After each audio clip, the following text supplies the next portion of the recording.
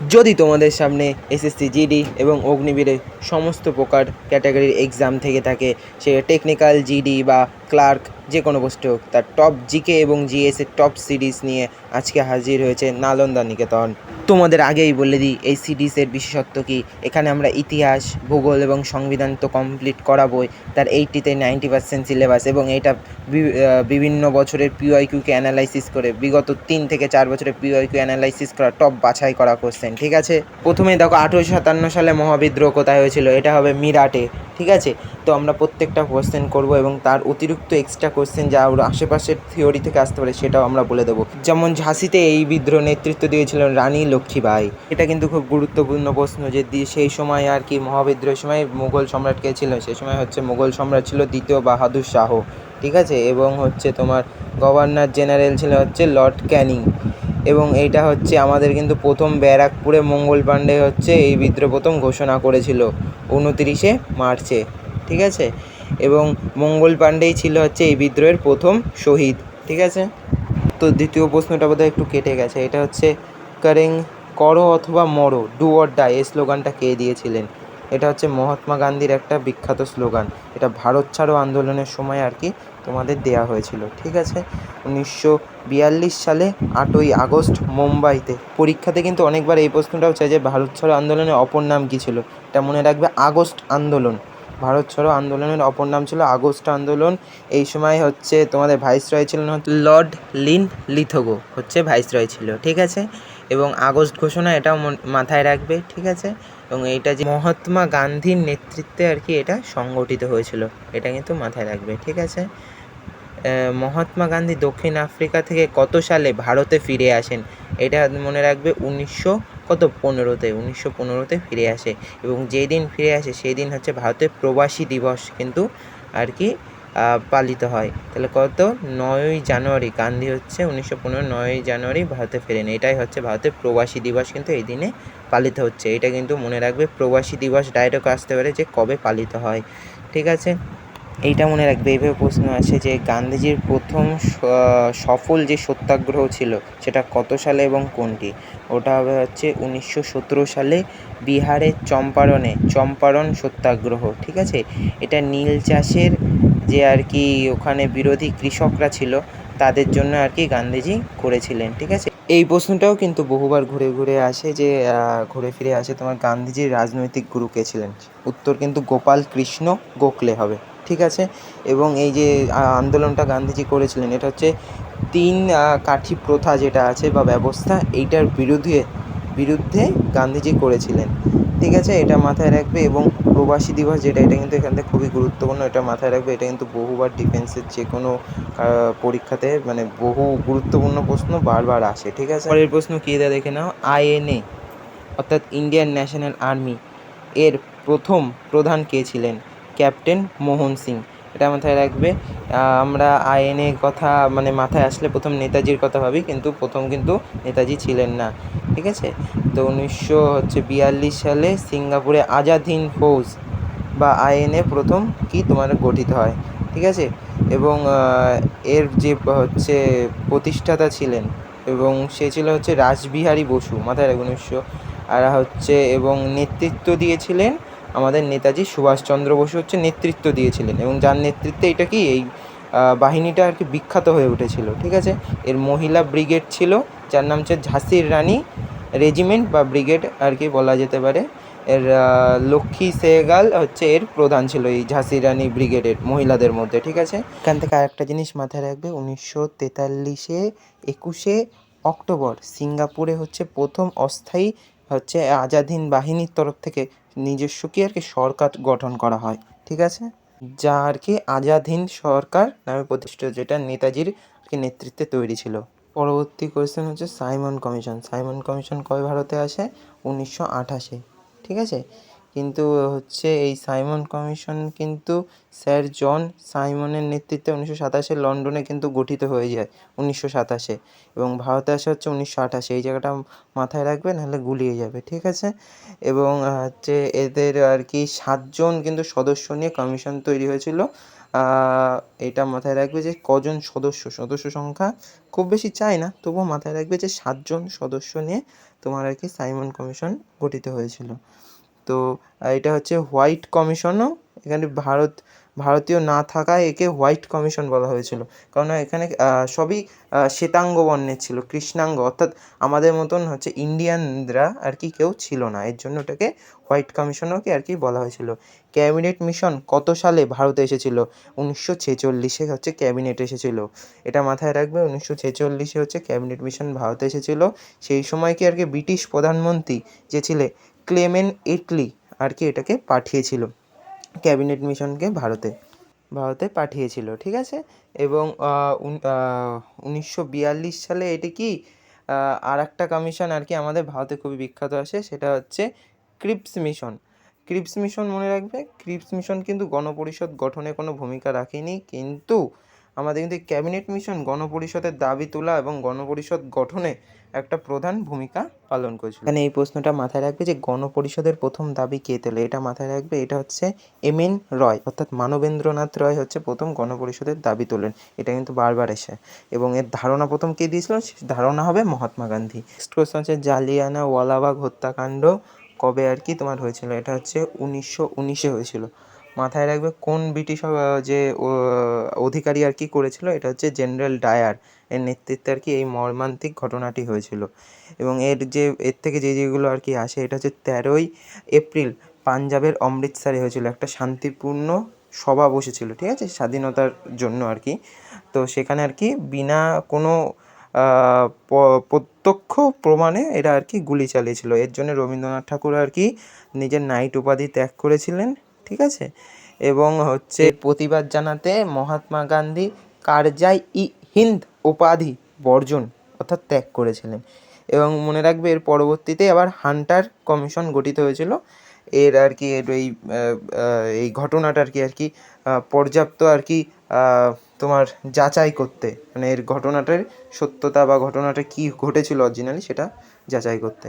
তো আমাদের 8 নম্বর কোয়েশ্চেন হচ্ছে কি, মুসলিম লীগ কত সালে প্রতিষ্ঠিত? এটা হবে 1906-তে। মনে রাখবে ঢাকায়, তাও সলিমুল্লাহ ঢাকার নবাব, দেখবে পরবর্তীতে, হ্যাঁ, 1906-তে তোমাদের 30শে ডিসেম্বর বাংলাদেশের আর কি ঢাকায় হচ্ছে সলিমুল্লাহ খান হচ্ছে এটাকে প্রতিষ্ঠা করেছিলেন।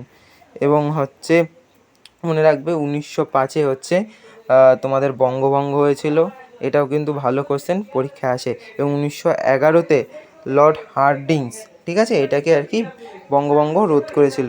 এবং 1907 সালে সুরাট অধিবেশনে জাতীয় কংগ্রেসে দুভাগে ভাগ হয়, নরমপন্থী এবং চরমপন্থী, এই দুভাগে বিভক্ত হয়েছিলেন হচ্ছে সুরাটে গিয়ে, ঠিক আছে, সুরাট অধিবেশনে। আমাদের পরবর্তী প্রশ্ন হলো ভারতের শেষ ব্রিটিশ ভাইসরয় কে ছিলেন? উত্তর হবে হচ্ছে মাউন্ট ব্যাটেন। এবং মনে রাখবে যদি ব্রিটিশ বলে তখন হচ্ছে মাউন্ট ব্যাটেন হবে, এবং যদি ভারতীয় বলে তখন হবে চক্রবর্তী রাজা গোপালাচারী, যে আর কি পরবর্তীকালে পশ্চিমবঙ্গের গভর্নর হয়েছিলেন, ঠিক আছে, গভর্নর অর্থাৎ রাজ্যপাল হয়েছিলেন। এবং এখানে আর একটা জিনিস মাথায় রাখবে যে সীমারেখা থেকে কিন্তু প্রশ্ন আসে, যেমন দেখো ভারত এবং পাকিস্তানের সীমারেখা নির্ধারণ করে র্যাডক্লিফ লাইন, বা এটাও পরীক্ষা দেবে যে র্যাডক্লিফ লাইন কোন দুটি দেশের মধ্যে, তখন হবে ভারত এবং পাকিস্তান, এটা মাথায় রাখতে হবে, ঠিক আছে। এবং ডুরান্ড লাইন কোন কোন দেশের মধ্যে আছে? ভারত এবং তোমার আফগানিস্তান। এবং ম্যাকমোহন কোন কোন দেশের মধ্যে আছে? ভারত এবং চীন। ভারত ও শ্রীলঙ্কার মধ্যে কি কি আছে? এগুলো সব মাথায় রাখবে, ঠিক আছে। ভারত এবং শ্রীলঙ্কার মধ্যে আমি বলে দিই, তোমার আছে হচ্ছে তোমাদের পক প্রণালী এবং মান্না উপসাগর, ঠিক আছে। মনে রাখবে 1947-এ কিন্তু এই মাউন্ট ব্যাটেনই আমাদের দেশকে আর কি ভাগ করেছিলেন, ঠিক আছে, বিভাজন ঘটিয়েছিল। মনে রাখবে ভাইসরয় যদি জানতে চাই পরীক্ষাতে প্রথম ভাইসরয় কে ছিল, তখন কিন্তু লর্ড ক্যানিং হবে হচ্ছে প্রথম ভাইসরয় ছিল। এই প্রশ্নটা কিন্তু ঘুরে ফিরে বেশ ভালোই আসে। এবং এটা মনে রাখবে যে ৩রা জুন আর কি ভারত বিভাজন। তো তোমরা দেখেই থাকছো যে একটা কোশ্চেনের সাথে কিন্তু আমরা একটা প্রশ্ন করছি না, প্রায় 4 থেকে 5টা করে কোশ্চেন করছি, এবং এরকম আমাদের 100টা কোশ্চেন আমরা করব, তার সাথে এক্সট্রা করে করলে প্রায় 400+ কোশ্চেন আমরা আজকে করব। অসহযোগ আন্দোলন প্রত্যাহার কবে হয়েছিল? মনে রাখবে 1922 সালে আর কি প্রত্যাহার হয়েছিল, এবং তোমাদের আন্দোলন শুরু হয়েছিল 1920 সালে, ঠিক আছে, এবং শেষ হয়েছিল 1922-এর 5ই ফেব্রুয়ারি উত্তরপ্রদেশে। এটা কিন্তু একটা চৌরি চৌরা নামক একটা গ্রামে হয়েছিল, যেখানে হচ্ছে তোমাদের আন্দোলনকারী কিছু জনগণ আর কি উত্তেজনাবশত হয়ে তোমাদের হচ্ছে পুলিশ থানায় আগুন ধরিয়ে দেয়, এবং যার থেকে 22 জন পুলিশকর্মী মারা যায়, ঠিক আছে। এর আর কি এতে হচ্ছে গান্ধীজি মর্মাহত হয়েছিল, অর্থাৎ গান্ধীজি এর থেকে একটু দুঃখিত হয়েছিল, যার থেকে তিনি আর কি আন্দোলনটা প্রত্যাহার করেছিলেন, ঠিক আছে। ক্রুদ্ধ হয়ে গেছিলেন জনগণের প্রতি আর কি, যেহেতু এটা অসহযোগ আন্দোলনে তিনি হিংসাকে লোকে আশ্রয় করেছিলেন। তো এটা মাথায় রাখবে। পরবর্তী প্রশ্ন, যে স্বরাজ দল কারা প্রতিষ্ঠা করে? এটা হচ্ছে মতিলাল নেহেরু ও চিত্তরঞ্জন দাস 1923 সালে। এটাও কিন্তু ভালো কোশ্চেন, ঠিক আছে। এবং তারপরে আসছে হচ্ছে দিল্লি চলো বা জয় হিন্দ স্লোগান দুটি কে দিয়েছেন? সুভাষচন্দ্র বসু। এবং তার আর একটা বিখ্যাত স্লোগান আছে যেটা আমরা সবাই জানি, কি? তোমরা আমার রক্ত দাও, আমি তোমাকে স্বাধীনতা দেব, ঠিক আছে। এবং ভগৎ সিংয়েরও এরকম একটা ভালো বিখ্যাত স্লোগান আছে, কি? ইনকালাব জিন্দাবাদ, ঠিক আছে, ইনকালাব জিন্দাবাদ। এই স্লোগানটা কিন্তু মোহাম্মদ ইকবাল প্রথম আর কি লিখেছিলেন এবং জনপ্রিয় করেছিলেন ভগৎ সিং। এবং জওহরলাল নেহরুর একটি বিখ্যাত উক্তি হচ্ছে আরাম হারাম হে, ঠিক আছে, হ্যাঁ, মানে এটা একটা হিন্দি উক্তি, এর জন্য আর কি এরকম উচ্চারণ। এবং পরবর্তী কোশ্চেনে চলে যাবো। এবারে দেখতেই পাচ্ছ যে আমাদের প্রশ্নটা পড়ানো কেমন, একটার সাথে আমরা নেই করে 4টে কোশ্চেনকে আর কি কভার করছি, ঠিক আছে। পরবর্তী প্রশ্ন হচ্ছে ব্রিটিশ ভারতের প্রথম গভর্নর জেনারেল কে ছিলেন? তো প্রথম গভর্নর জেনারেল ছিলেন হচ্ছে ওয়ারেন হেস্টিংস, ঠিক আছে। এবং লর্ড ক্লাইভ কিসের জন্য বিখ্যাত? লর্ড ক্লাইভেরটা মনে রাখবে 1757 পলাশির যুদ্ধ, যেখানে হচ্ছে ব্রিটিশদের তরফ থেকে সিরাজ উদ্দৌলার বিরুদ্ধে আর কি ক্লাইভ যুদ্ধ করেছিলেন, ঠিক আছে। এবং পরবর্তীতে কী কী কোশ্চেন আছে দেখি অতিরিক্ত তথ্যতে। 1773 সালে রেগুলেটিং অ্যাক্ট অনুযায়ী ওয়ারেন হেস্টিংস, ঠিক আছে, গভর্নমেন্ট জেনারেল অফ বেঙ্গল থেকে গভর্নমেন্ট জেনারেল অফ ইন্ডিয়া বানানো হয়। মানে পুরো ভারত, মানে তার হাতে বাংলার দায়িত্ব ছিল, তার থেকে তাকে পুরো ভারতবর্ষের আর কি গভর্নর জেনারেল বানানো হয়, মানে পুরো ভারতবর্ষের দায়িত্ব তার হাতে দেওয়া হয়। আর একটা গুরুত্বপূর্ণ প্রশ্ন হলো 1793 হচ্ছে কর্নওয়ালিস তোমার হচ্ছে কি চিরস্থায়ী বন্দোবস্ত চালু করে। এবং 1833 সালে চার্টার অ্যাক্ট অনুযায়ী উইলিয়াম বেন্টিংকে, ঠিক আছে, সমগ্র ভারতের প্রথম আর কি গভর্নর জেনারেল পদে সে নিযুক্ত হয়।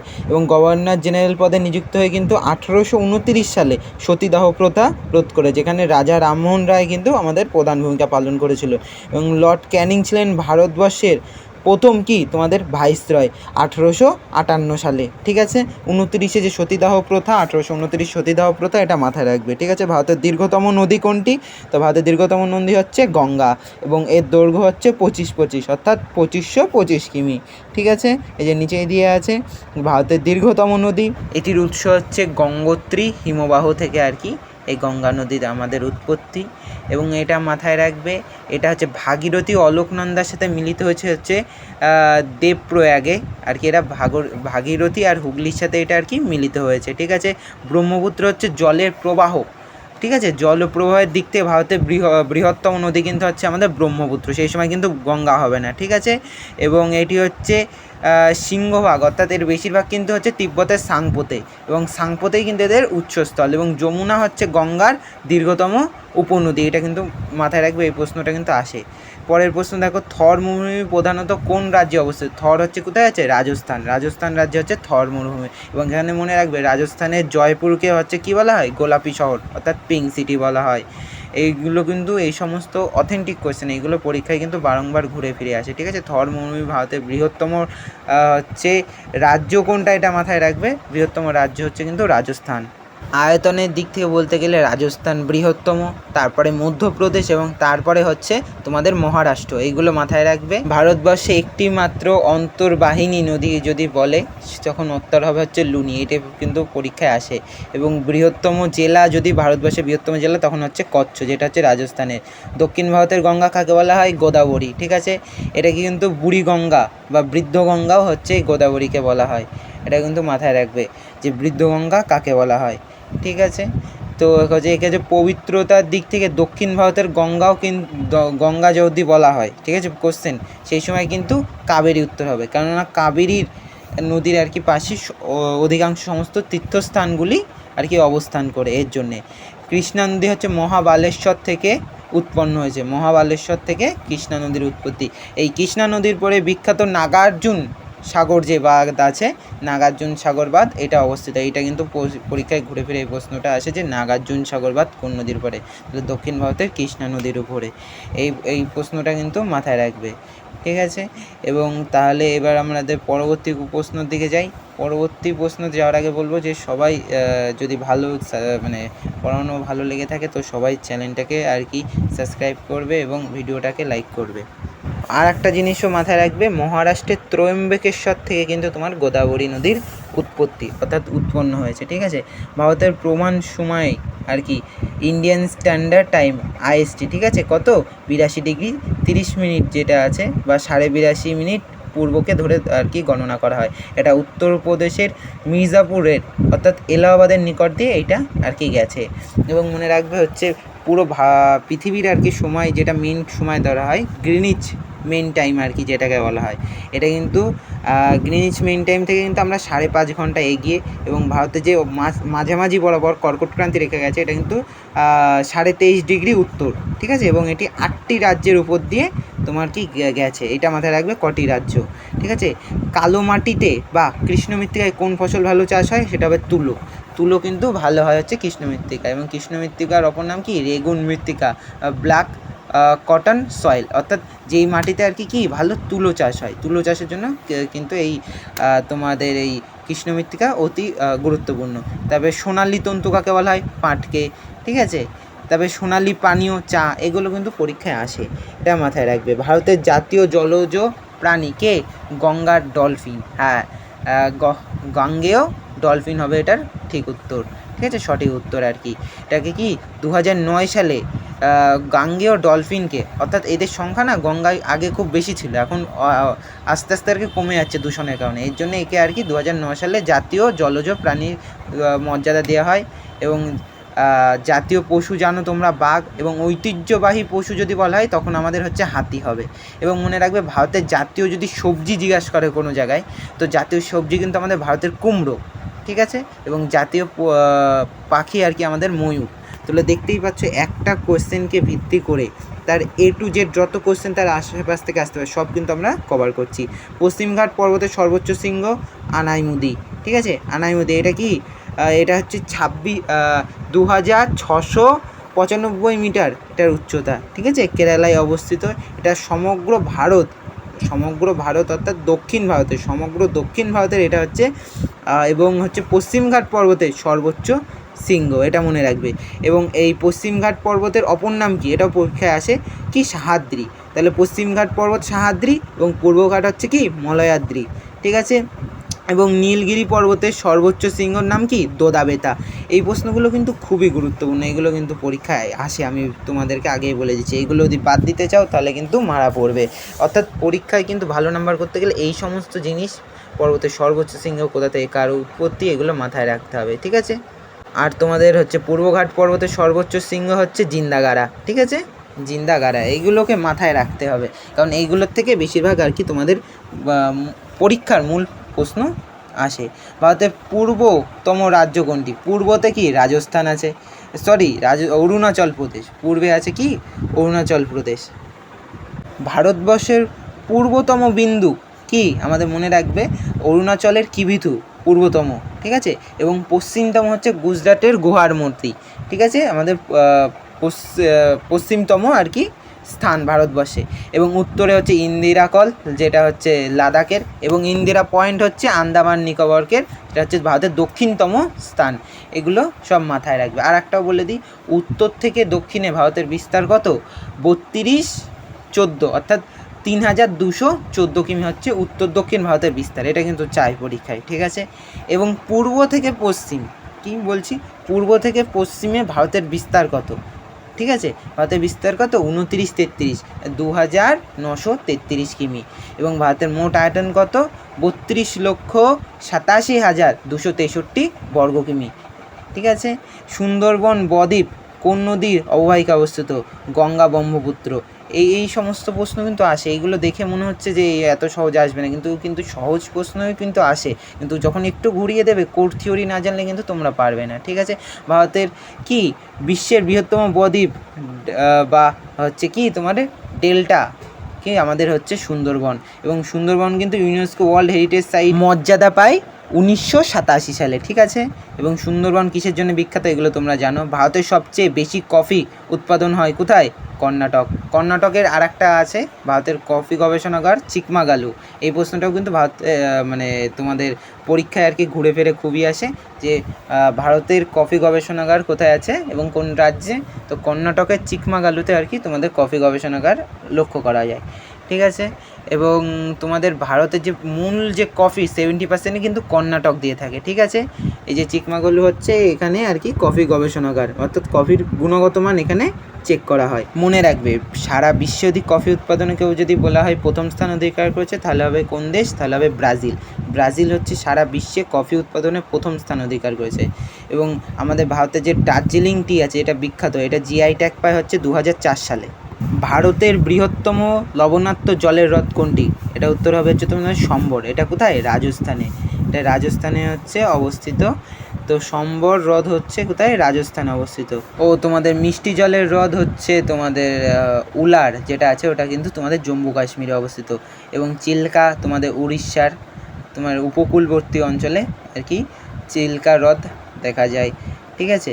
এই তো হ্রদ টদগুলো এগুলো মাথায় রাখবে। এবং মণিপুর যে আর কি তোমাদের হ্রদটি রয়েছে, তো এটা হচ্ছে মানে কোন রাজ্যে অবস্থিত? তো মণিপুরে আর কি তোমার কি লোকটাক। মণিপুরে কোন বিখ্যাত হ্রদ আছে? তো লোকটাক, এটা মাথায় রাখবে। লোকটাক হচ্ছে মণিপুর। বৃহত্তম মিষ্টি জলের হ্রদ, উত্তর পূর্ব ভারতের বৃহত্তম মিষ্টি জলের হ্রদ হচ্ছে এটা। ঠিক আছে। আর একটা প্রশ্ন মাথায় রাখবে কিন্তু, বিশ্বের একমাত্র ভাসমান জাতীয় উদ্যান, এটা কিন্তু মণিপুরে অবস্থিত। কাইবুল লামজাও যেটা আর কি আছে, এটা হচ্ছে একমাত্র ভাসমান জাতীয় উদ্যান ভারতবর্ষে অবস্থিত। এটা কিন্তু বিশ্বের একমাত্র। দেখো কোনটা কোন রাজ্যে অবস্থিত, এখান থেকেও কিন্তু আসে। নীলগিরি পাহাড় কোথায়? তোমাদের হচ্ছে তামিলনাড়ুতে। ঠিক আছে। এটা ব্লু মাউন্টেনও বলা হয় নীলগিরি পর্বতকে। কেন বলা হয়? প্রচুর পরিমাণে জীববৈচিত্র্যের জন্য। ঠিক আছে। একে হচ্ছে ব্লু মাউন্টেন বলা হয়, মানে তো প্রচুর পরিমাণে চিরহরিৎ বৃক্ষ আর কি এখানে আছে। ঠিক আছে। সর্বোচ্চ শৃঙ্গ কি? দোদাবেতা। মাথায় রাখবে। তো এইগুলো তো হচ্ছে তোমার এইসবের প্রশ্নের মধ্যে দিয়ে বারবার পরীক্ষায় প্রশ্ন ঘোরাফেরা করে। ভারতবর্ষের সর্বোচ্চ জলপ্রপাত কোনটি? আমাদের হচ্ছে কুঞ্চিকল আর কি যেটা আছে, এটা হচ্ছে ভারতবর্ষের তোমাদের সর্বোচ্চ জলপ্রপাত। এবং এছাড়া আরও বিভিন্ন জলপ্রপাত যেগুলো আর কি আছে, এগুলো সম্পর্কেও একটু দেখে রাখবে। কিন্তু বেশিরভাগ এই কুঞ্চিকলের এখান থেকে দেয়, যার উচ্চতা হচ্ছে 455 মিটার। ঠিক আছে। আর একটা প্রশ্ন মাথায় রাখবে কিন্তু, কর্ণাটকের তোমার হচ্ছে শরাবতী নদীর ওপর কিন্তু যোগ বা গোরস্তাপ্য জলপ্রপাত আছে। কাবেরী নদীর ওপর আছে তোমার শিব সমুদ্র জলপ্রপাত। আর তোমাদের দুধসাগর জলপ্রপাত আছে হচ্ছে মান্ডবী নদীর ওপরে। ঠিক আছে। এবং পরবর্তী প্রশ্ন হচ্ছে সংবিধান থেকে। তো ভারতের সংবিধান গৃহীত হয় কত? তোমরা সকলেই জানো 26শে নভেম্বর 1949 গৃহীত হয়, এবং কার্যকর হচ্ছে 26শে জানুয়ারি 1950 সালে থেকে তোমাদের এটা কার্যকর করা হয়। এবং যেদিন কার্যকর করা হয় অর্থাৎ 26শে জানুয়ারি, এটাকে হচ্ছে কি তোমাদের সংবিধান দিবস হিসেবে কি গণনা করা হয়। এগুলো মাথায় রাখবে, কারণ এই প্রশ্নগুলোর থেকে আর কি আসে। এবং যখন আর কি তোমাদের সংবিধান মূল গঠন হয়েছিল, তখন তাতে 395টি ধারা এবং 8টি তপশিল ছিল। ঠিক আছে। 8টি তপশিল ছিল, এইটা মাথায় রাখবে। এবং ভারতীয় সংবিধানের জনক আম্বেদকর। ঠিক আছে। খসড়া কমিটির চেয়ারম্যান আম্বেদকর। ঠিক আছে। এইগুলো মাথায় রাখবে। এবং প্রস্তাবনার যে আর কি লিখেছেন কে? নেহেরু। প্রস্তাবনার দাবি তুলেছেন নেহেরু। ঠিক আছে, এই সমস্ত কোশ্চেনগুলো আর কি আসে তোমাদের বারংবার। তারপরে তোমাদের প্রথম অস্থায়ী সভাপতি কে ছিলেন? সচিদানন্দ সিনহা। এবং স্থায়ী কে ছিলেন? গণপরিষদের রাজেন্দ্র প্রসাদ। এরা হচ্ছে স্থায়ী ও অস্থায়ী সভাপতি, এবং প্রথম রাষ্ট্রপতিও রাজেন্দ্র প্রসাদ ছিল। পরবর্তী প্রশ্ন কী আছে দেখে নাও। মৌলিক অধিকার কোন পার্টে? পার্ট হচ্ছে সংবিধানের পার্ট 3-তে আছে হচ্ছে মৌলিক অধিকার। মৌলিক অধিকার হচ্ছে তোমাদের 12 থেকে 35 নম্বর ধারা অবধি। এটা আমাদের কার কাছ থেকে নেওয়া? আমেরিকার কাছ থেকে, অর্থাৎ ইউএসের কাছ থেকে আমাদের আর কি এটা নেওয়া আছে। যার মধ্যে এর আর একটা প্রশ্ন মাথায় রাখবে, 32 নম্বর ধারাকে তোমাদের কি সংবিধানের আত্মা বলেছেন হচ্ছে আম্বেদকর। ঠিক আছে, মৌলিক অধিকারের সংখ্যা কটি? 7টি, যার মধ্যে এখন বর্তমানে 6টি, কেননা সম্পত্তির অধিকারকে বাদ দেওয়া হয়েছে। ঠিক আছে, যেটা এখন বর্তমানে 300A নং ধারায় আর কি অবস্থান করছে। এটা মনে রাখবে। ডিপিএসপি হচ্ছে তোমাদের হচ্ছে পার্ট 4-এ আছে, যেটা হচ্ছে 51A নং ধারা। ঠিক আছে, এটা মাথায় রাখবে। রাজ্যের রাষ্ট্রপতি শাসন জারি হয় কত নম্বর ধারায়? 356 নং ধারায় আর কি রাষ্ট্রপতি শাসনের কথা আমাদের সংবিধানে উল্লেখ করা আছে। এবং অর্থনৈতিক জরুরি অবস্থা হচ্ছে 360 নম্বর ধারা, এবং সংবিধান সংশোধন হচ্ছে 368 নং ধারায় হচ্ছে সংবিধান সংশোধন, যা আমরা কার কাছ থেকে নিয়েছি? দক্ষিণ আফ্রিকা থেকে আমরা গৃহীত করেছি, অর্থাৎ নিয়েছি সংবিধান সংশোধন করার পদ্ধতি।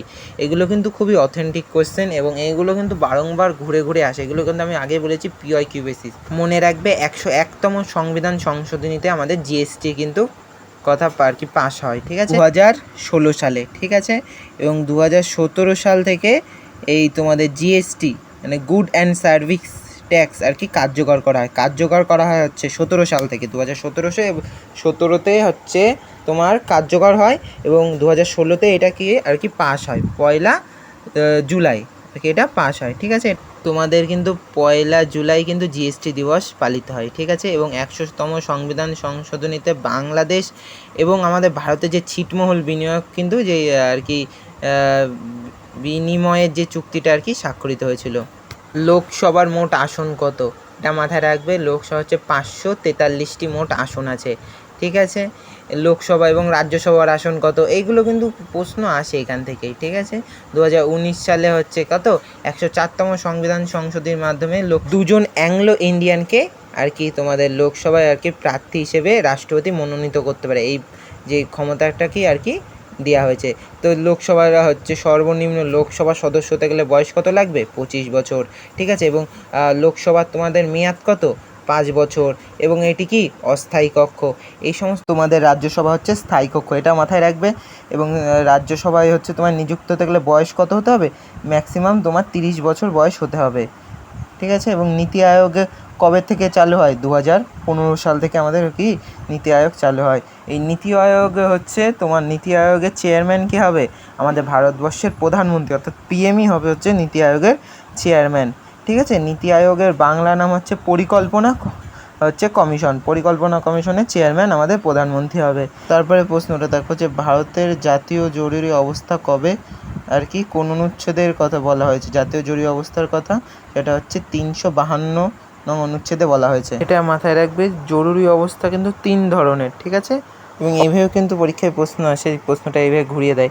ধরো জাতীয় জরুরি অবস্থার সময় ভারতের শাসনভাগ বা বিভাগ কে সামলায়, বা হচ্ছে যুদ্ধকালীন পরিস্থিতিতে সর্বশেষ নির্ণয় অর্থাৎ হচ্ছে তোমার ডিসিশানটা কে নেয়। এই সমস্ত কিন্তু প্রশ্ন আসে, যার উত্তর তোমার সব ক্ষেত্রে কিন্তু রাষ্ট্রপতি হবে। সুপ্রিম কোর্টের বিচারপতির আর কি অবসরের বয়স কিন্তু 65 বছর বয়স। ঠিক আছে, এবং হাইকোর্টের ক্ষেত্রে কিন্তু 62 বছর। এগুলো মাথায় রাখবে। ঠিক আছে, সুপ্রিম কোর্টে কি একজন প্রধান বিচারপতি থাকে। ঠিক আছে, এবং তাকে সাহায্যের জন্য আরও কিন্তু কজন? 26 জন বোধহয়, 25 থেকে 26 জন আর কি। আমি ঠিক আছে 25 কি 26 হবে। এবং বর্তমানে কিন্তু 37 জন বিচারপতি টোটাল আর কি তোমার সুপ্রিম কোর্টে আছে। ঠিক আছে, যারা আর কি কেসটা চালায়। ঠিক আছে, 3 বাহিনীর প্রধানকে? রাষ্ট্রপতি। এই সমস্ত প্রশ্ন কিন্তু আসে পরীক্ষায়। ঠিক আছে, ভারতের সংবিধানের মৌলিক কর্তব্য বর্তমানে কয়টি আছে? মৌলিক কর্তব্য 11টি। মৌলিক কর্তব্য কার কাছ থেকে নেওয়া? আমরা রাশিয়ার কাছ থেকে নিয়েছি। এটা কত? 42তম সংবিধান সংশোধনীতে আর কি আমরা অ্যাড করেছি। এটা কত? 1976 সালে আর কি হয়েছে।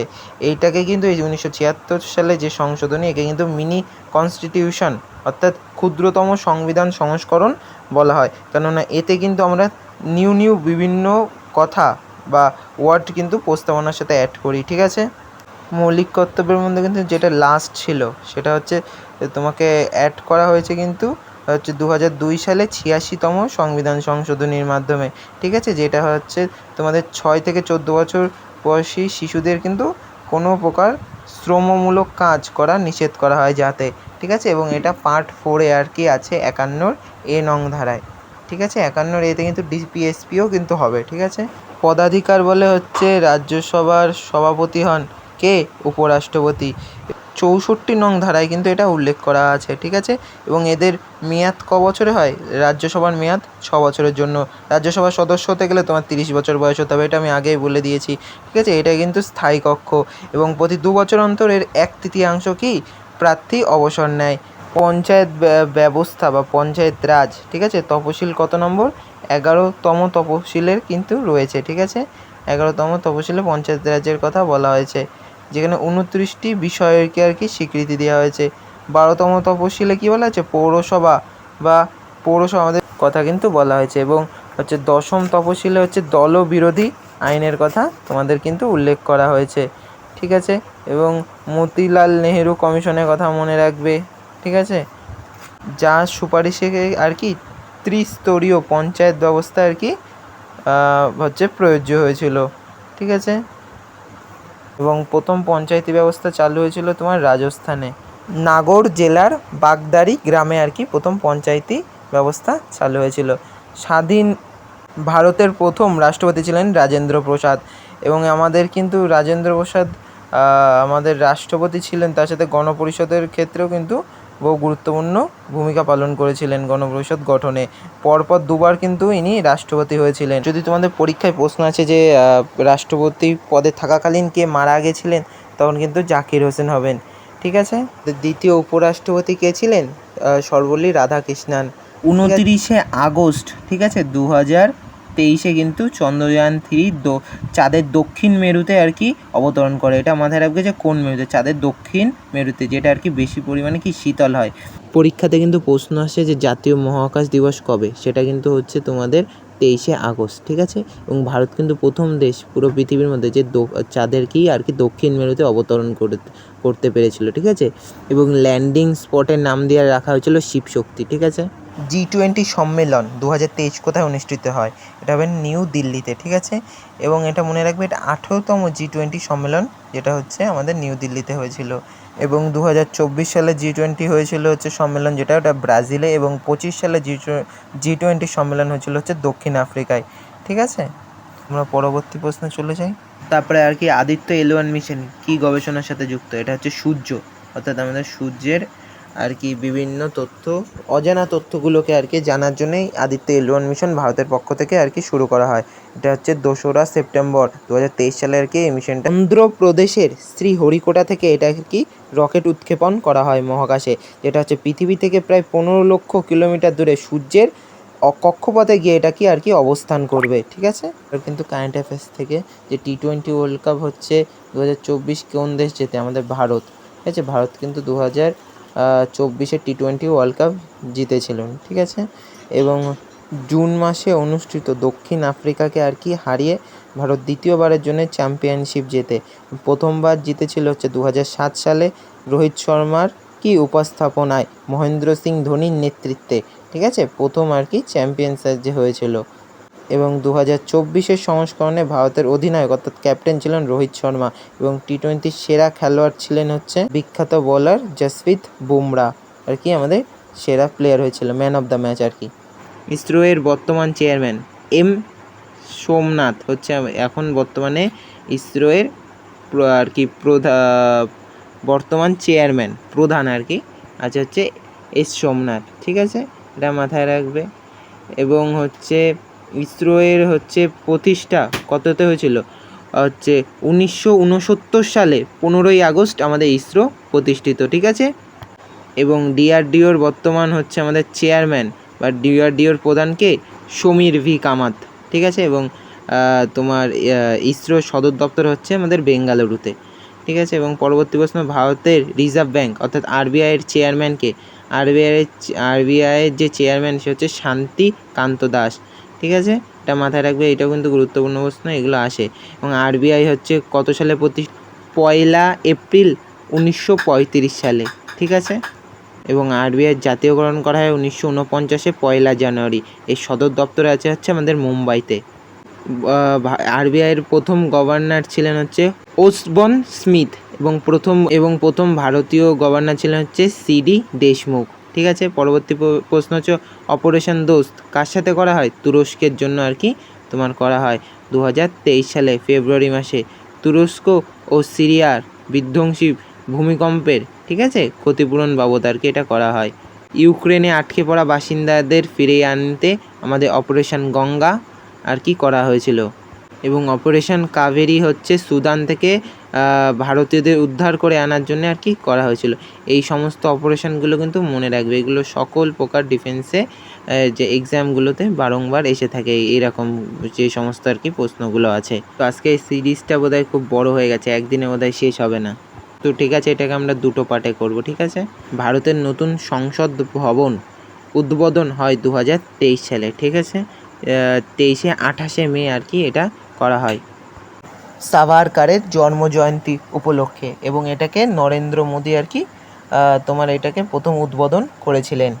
এতে মনে রাখবে লোকসভার যে আর কি কক্ষ আছে তার নাম হচ্ছে সেঙ্গল দেওয়া হয়েছে। ঠিক আছে, সেঙ্গল যেটা হচ্ছে আসনগুলোকে লোকসভা সব ময়ূরের আর কি থিমে বানানো হয়েছে, এবং রাজ্যসভার আসনগুলো হচ্ছে পদ্মের থিমের উপর ভিত্তি করে হয়েছে, এবং এর স্থপতি বিমল প্যাটেল হচ্ছে এর স্থপতি। ঠিক আছে, অর্থাৎ ইনি হচ্ছে এই সব কিছু আর কি মেন ইঞ্জিনিয়ার ইনিই ছিল। 2024-এ অলিম্পিক্স গেমস হয়েছিল কোথায়? প্যারিসে। এবং অলিম্পিক্স যে গেমটা আছে, অলিম্পিক্স গেমস প্রতি 4 বছর অন্তর হয়ে থাকে। ঠিক আছে, এবং এই 2024-এ অলিম্পিক গেমসে ভারত হচ্ছে 1টি রূপা এবং 5টি ব্রোঞ্জের পদক জিতেছিলেন, এবং নীরাজ চোপড়া এতে জাগলিং থ্রোতে আর কি রূপোর পদক জিতেছিলেন। এটি আর কি 33তম এডিশন ছিল। ঠিক আছে, 2028 সালে লস অফ অ্যাঞ্জেলেসে হচ্ছে তোমার অলিম্পিক্স হবে। ঠিক আছে, এবং 2032 সালে অস্ট্রেলিয়ার ব্রিসবেনে অলিম্পিক্স হওয়ার কথা আছে। ঠিক আছে, তো পরবর্তী প্রশ্ন হচ্ছে অগ্নিবীর স্কিম কত সালের জন্য? 4 বছর জন্য আর কি অগ্নিবীর স্কিম আছে। ঠিক আছে, এর আর বিভিন্ন তথ্য আছে, এখানটায় আর কি দেখে নিও। সিরিজটা কিন্তু খুবই বড় হয়ে যাচ্ছে, তো একদিনে কমপ্লিট করা হবে না, এটা পার্ট 1 করে দিচ্ছি, এবং সায়েন্সের পার্টটা পার্ট বিতে আমরা করে দেবো। ঠিক আছে, বিশ্বের সর্বোচ্চ রেল সেতু কোনটি? এটা উত্তর হবে হচ্ছে চেনাব সেতু। তো চেনাব ব্রিজ, চেনাব যে নদী আছে, নদীর উপর দিয়ে যেটা আর কি হয়েছে, সেই চেনাব সেতু, অর্থাৎ বাংলায় বলতে গেলে চন্দ্রভাগা নদী, জম্মু কাশ্মীরের চন্দ্রভাগা নদীর ওপরে এই ব্রিজটি তৈরি হয়েছে, রেলওয়ে সেতু। এটার হচ্ছে দৈর্ঘ্য হচ্ছে 359 মিটার উচ্চতা। ঠিক আছে, এর উচ্চতা। ভারতের দীর্ঘতম রেল কাম রোড সেতু হচ্ছে কোনটা? আমাদের ব্রহ্মপুত্র নদীর ওপরে আর কি বগিবিল সেতু। ঠিক আছে, আর একটা জেনে রাখবে যে পাম্বান সেতু হচ্ছে ভারতের প্রথম সমুদ্র রেল সেতু। এটা কি আমাদের তামিলনাড়ুতে আছে। সবসময় যে প্রশ্নে কে কী পেয়েছে তা কিন্তু থাকবে না, অনেক সময় কে কী পায়নি। তো 2024 সালে ভারতরত্ন পুরস্কার আর কি রতন টাটা কিন্তু পায়নি। ঠিক আছে, এটা কিন্তু তোমরা জেনে রাখবে। 2024 সালে কিন্তু 5 জন আর কি ভারতরত্নের জন্যে নমিনেট হয়েছিল, এবং তারাই পেয়েছিল। এর মধ্যে আমাদের এস স্বামীনাথন যে আর কি সবুজ বিপ্লবের জনক, সে কিন্তু আর কি পেয়েছিল হচ্ছে ভারতরত্ন। এবং রতন টাটা 2000 সালে আর কি পদ্মভূষণ এবং 2008 সালে পদ্মবিভূষণ পুরস্কার পেয়েছিলেন। ঠিক আছে, এবং দেখো পার্ট বি জেনারেল সায়েন্স। ঠিক আছে, যেটুকুনি টাইম আছে আমরা করব, যেখানে আমরা ফিজিক্স, কেমিস্ট্রি, বায়োলজি একইভাবে সমস্ত থিওরি প্লাস তোমাদের PYQ বেসিক কোয়েশ্চেন করাবো। যেমন আমাদের প্রথম প্রশ্ন দেখতে পাচ্ছ, শূন্য স্থানে আলোর বেগ কত? 3 × 10⁸ মিটার পার সেকেন্ড। এটা কিন্তু শূন্য স্থানে আলোর গতিবেগ। ঠিক আছে, এবং এখানে কিন্তু জেনে রাখবে যে আলোর কিন্তু বেগ সবচেয়ে বেশি কিন্তু শূন্য স্থানে, যেখানে শব্দের ক্ষেত্রে কিন্তু শব্দ কিন্তু শূন্য স্থান বা শূন্য মাধ্যম দিয়ে যেতে পারে না। ঠিক আছে, আলোক কিন্তু হচ্ছে চুম্বকীয় তির্যক তরঙ্গ। এবং এক্সট্রা জেনে রাখবো যে শব্দ কিন্তু কি অনুদৈর্ঘ্য তরঙ্গ, শূন্য স্থানে চলাচল করতে পারে না, এবং শব্দের বেগ হচ্ছে 332 মিটার পার সেকেন্ড। আলোর ক্ষেত্রে কোনো মাধ্যমের প্রয়োজন হয় না, কিন্তু শব্দের ক্ষেত্রে মাধ্যম অবশ্য প্রযোজ্য। ঠিক আছে, মাধ্যম ছাড়া কিন্তু কোনোভাবেই শব্দ বিস্তৃতি লাভ করতে পারে না, এবং শব্দের বেগ সবচেয়ে বেশি হচ্ছে কঠিন মাধ্যমে। ঠিক আছে, কঠিন মাধ্যমে শব্দের বেগ সবচেয়ে বেশি, এটা মাথায় রাখবে। এই প্রশ্নটা কিন্তু আসে পরীক্ষায়। নিউটনের প্রথম সূত্র থেকে কিসের ধারণা পাওয়া যায়? জাড্য বা বলের সংজ্ঞা পাওয়া যায়। ঠিক আছে, জাড্যটা কি হচ্ছে কোনো স্থিতিশীল বস্তু সবসময় নিজের স্থিতিশীল অবস্থা বজিয়ে রাখতে চাইবে, এবং গতিশীল বস্তু সর্বদা নিজের গতিশীল অবস্থা বজিয়ে রাখতে চাইবে, এটা হচ্ছে স্থিতিজাড্য। এবং নিউটনের সেকেন্ড লতে আমরা পেয়েছি F=ma, অর্থাৎ বলের ধারণা সংজ্ঞা। এবং তৃতীয় সূত্রতে পেয়েছি রৈখিক ভরবেগ এবং ক্রিয়া এবং প্রতিক্রিয়ার যে সূত্রটা আছে। এবং নিউটনের 3টে সূত্রই গুরুত্বপূর্ণ, এগুলো পড়ে রাখবে, এখান থেকে কিন্তু একটা না একটা প্রশ্ন চলে আসবে। শব্দের তীব্রতা বা শব্দদূষণ পরিমাপের একক কি? ডেসিবেল। ডিবি হচ্ছে শব্দের তীব্রতা মাপার একক। ঠিক আছে, এটা হচ্ছে স্বাভাবিক শব্দ কত? একটা স্বাভাবিক শব্দ হচ্ছে 45 ডেসিবেল। তবে 65 ডেসিবেলের চেয়ে বেশি শব্দ কিন্তু আমরা কি শুনলে আমাদের শব্দদূষণ বলা হবে। এবং হার্টজ হলো শব্দের কম্পাঙ্কের আর কি একক। মানুষ সাধারণত 20 থেকে, ঠিক আছে, 20,000 হার্টজ অর্থাৎ কম্পাঙ্কের শব্দকে শুনতে পায়। তার চেয়ে বেশি হলেও শুনতে পারবে না, তার চেয়ে কম হলেও শুনতে পারবে না। মনে রাখবে 20,000 হার্টজের বেশি শব্দকে হচ্ছে আল্ট্রাসোনিক সাউন্ড বলা হয়, যেটা আর কি বাদুড় এই সমস্ত জাতীয় প্রাণীরাই হচ্ছে ইউজ করতে পারে এবং শুনতে পারে। ঠিক আছে, যেহেতু আজকে ভিডিওটা অনেক বড় হয়ে গেছে, তো আমরা কিন্তু পার্ট 1 হচ্ছে এখানেই শেষ করলাম। পরের দিন এখান থেকে হচ্ছে সায়েন্সের পার্ট বি শুরু হবে। যদি প্রত্যেকে লাইক এবং সাবস্ক্রাইব করবে, যাতে পরবর্তীতে এর চেয়ে ভালো কন্টেন্ট অর্থাৎ ভিডিও তোমরা পেতে পারবে, যেগুলো তোমার শিক্ষাক্ষেত্রে সহায়ক।